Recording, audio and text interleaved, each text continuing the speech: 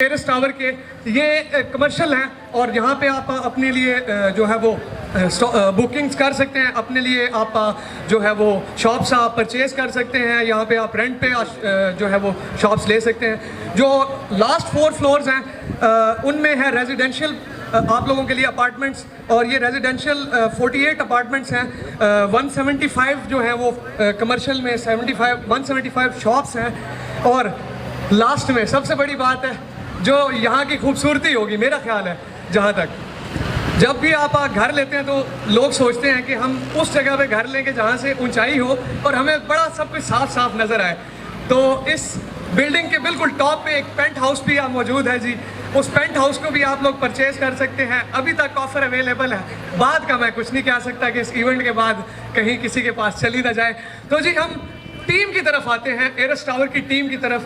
तो हमारे साथ जो इस टाइम मौजूद हैं CEO Eris tower Haji Abdul मजीद साहब, मैनेजिंग डायरेक्टर हैं यहाँ पे, MD हैं जो इरशाद अहमद सुलेमान साहब, प्रोजेक्ट डायरेक्टर हैं नासिर बशीर अब्बासी साहब, एंड मार्केटिंग मैनेजर हैं ज़ियाफ़त अब्बासी साहब। स्टेज पे आएँ और थोड़ा सा ब्रीफ इंट्रो दें एरस टावर के हवाले से, और साथ में थोड़ा सा डिफेंस डे के हवाले से भी लोगों को आगाह करें कि इन्हें अपनी ज़िंदगियों को कैसे गुजारना चाहिए। वैसे तो आजकल हालात जो हैं वो कोरोना की वजह से बहुत सख्त हो गए हैं। लास्ट हमने 2 साल जो है वो लॉकडाउन में गुजारा है।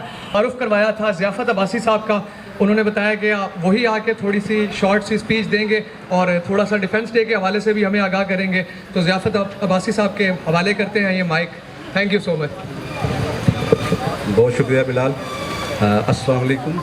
ज़ियाफ़त Abbasi, marketing manager Aris tower Gulberg green. थोड़ा सा एरिस टावर के हवाले से आपको बताता चलूँ कि एरिस टावर जो है वो 4 कनाल पर मुहित कमर्शियल प्लस रेजिडेंशियल बिल्डिंग है।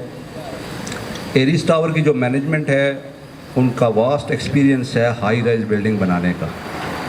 पिछले 26 साल से हाई राइज बिल्डिंग जो है वो कराची से लेकर पेशावर तक बना रहे हैं। ये फर्स्ट ऑन प्रोजेक्ट है।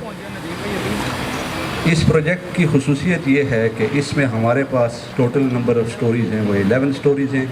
इसमें हमारे 2 कार पार्किंग फ्लोर्स हैं जिसमें 120 गाड़ियों की गुंजाइश है। 4 हमारे पास कमर्शियल फ्लोर्स हैं जिसमें 175 दुकानें हैं, और 4 हमारे रेजिडेंशियल फ्लोर्स हैं जिसमें 48 अपार्टमेंट्स हैं। लास्ट फ्लोर पे हमने पेंट हाउसेज रखे हैं, 4 पेंट हाउसेज हैं। लोकेशन के एतबार से बाकियों से हम मुख्तलिफ हैं। हमारे पास सर्विस रोड के साथ 65 फुट की पार्किंग स्पेस मौजूद है जो कमर्शियल एक्टिविटीज़ को बेनिफिट करती है। इसके अलावा ये 4 साइड कॉर्नर है, 1 साइड पे रोड है, दूसरी साइड पे 50 फुट की पार्किंग है। बैक साइड पे हमारे पास सर्विस रोड के साथ 22 फुट की पार्किंग है। बिज़नेस एक्टिविटीज़ के हवाले से जो सबसे बड़ा एडवांटेज हमें है वो है रिफ़ा मेडिकल कॉलेज जो वॉकिंग डिस्टेंस पे है। इंशाल्लाह नेक्स्ट ईयर स्प्रिंग में वो अपनी क्लासेस स्टार्ट कर लेंगे। उसके साथ 40 कनाल के ऊपर रिफ़ा हॉस्पिटल कंस्ट्रक्ट होगा। तो ये वो चीज़ें हैं जो इस बिल्डिंग को फाइनेंशियली बहुत मजबूत करती हैं। इन्वेस्टर्स के हवाले से ये है कि कोई भी बंदा उस वक्त तक इन्वेस्ट नहीं करता जब तक उसको फ्यूचर नज़र नहीं आता। हमारे साथ हमारे स्टार्ट में बहुत सारे लोगों ने हमारे साथ इन्वेस्ट किया। आज अल्लाह का शुक्र है कि वो बहुत खुश हैं, बहुत मुतमईन हैं। हमने ये बिल्डिंग 2 साल में तैयार कर दी है। अब हमारा इंटीरियर का काम चल रहा है। इंशाल्लाह अगले 1 साल में ही हमारी हैंड ओवर पोजीशन में होगा, और हमारी कोशिश ये है कि हम इस नाम को लेकर आगे भी चलें, और इंशाल्लाह अल्लाह ताला ने चाहा तो हम आगे भी प्रोजेक्ट करेंगे। तो ये था एरिस टावर का इंट्रोडक्शन। और आज यूम दफ़ा के हवाले से चंद चीज़ें आप लोगों को बताता चलूँ। नॉर्मली ये होता है कि लोगों के जहन से चीज़ें निकल जाती हैं। बहुत सारे लोगों को नहीं पता 1965 में हमारे साथ हुआ क्या था। मैं आपको ये चंद अल्फाज में बयान करता हूँ। बातिल से दबने वाले आसमां नहीं हैं हम, 100 बार कर चुका तू इम्तहां हमारा। 65 की जब जंग हुई, कुफ्रिया दुनिया तंग हुई, रहमत हमारे संग हुई। आया था दबने दब गया बातिल, आया था झुकने झुक गया बातिल। आया था मिटने मिट गया बातिल, कत्ल हुआ फिर वहाँ कातिल। वजाल हक्कु वज़हकल बातिल, इन्नल बातिला काना ज़हूका।